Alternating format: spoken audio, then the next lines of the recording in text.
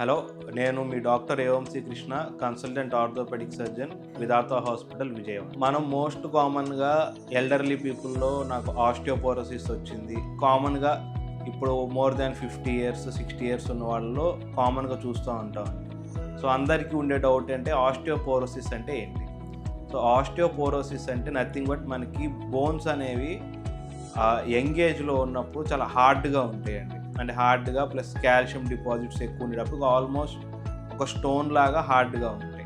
Over age పెరిగే కొద్దీ మెన్లో కానీ ఉమెన్లో కానీ హార్మోనల్ ఇంబ్యాలెన్సెస్ రావటం అండ్ ఫిజికల్ యాక్టివిటీ తగ్గిపోవటం వల్ల ఆ హార్డ్గా ఏదైతే స్టోన్లా ఉన్న బోన్ ఏదైతే ఉందో అది నెమ్మదిగా ఎరోడ్ అయిపోయి చాలా వీక్ అయిపోతూ ఉంటుంది.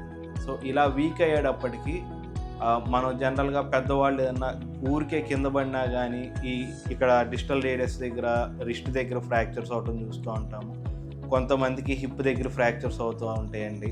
ఇంకొంతమందికి షోల్డర్ దగ్గర ఈజీగా ఫ్రాక్చర్స్ అవుతూ ఉంటాయి. సో ఈ ఆస్టియోపోరోసిస్ అనేది ఎల్డర్లీ పీపుల్లో అబోవ్ 50 ఏజ్ పీపుల్లో మోస్ట్ కామన్గా చూస్తూ ఉంటామండి. అండ్ ఈ ఆస్టియోపోరోసిస్ ప్రివెన్షన్ కూడా చాలా ఈజీ ప్రివెన్షన్ అండి. దీనికి పెద్ద మెడికేషన్స్ అవి కూడా యూజ్ చేయ అవసరం లేదు. సో ఆస్టియోపోరోసిస్ ఉన్న పేషెంట్స్కి మేము జనరల్గా అడ్వైస్ చేసేది, depending on the severity of osteoporosis, చాలామందికి calcium supplements with regular physical activity and sunlight exposure మేము సజెస్ట్ చేస్తామండి.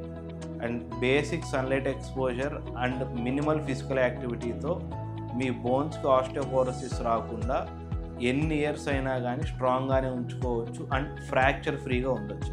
Thank you.